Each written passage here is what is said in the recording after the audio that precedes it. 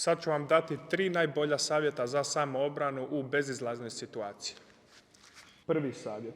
Cimnuti s lijevom rukom kao udarac tu u jetru, tako da bi napadaču spustila se ruka i samo mu zadati desni kroše točno tu u bradu da ga ošamuti i dobijete sekundu, 2 prednosti za pobjeđu. Hop, bam! Drugi savjet, u slučaju da ima on otvoreno lice, samo desni direkt, lijevi kroše, desni direkt, pam, pam, pam.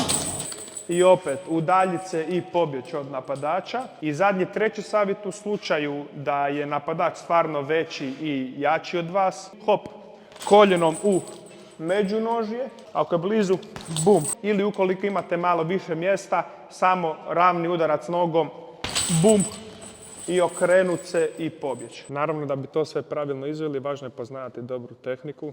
Zato dođite na Muay Thai Zagreb, na Velesajam u kineski paviljon i tu ćete naučiti dobru tehniku, radimo sparinge, dobro borbeno iskustvo ćete steći, vještine, kondiciju i čistu snagu.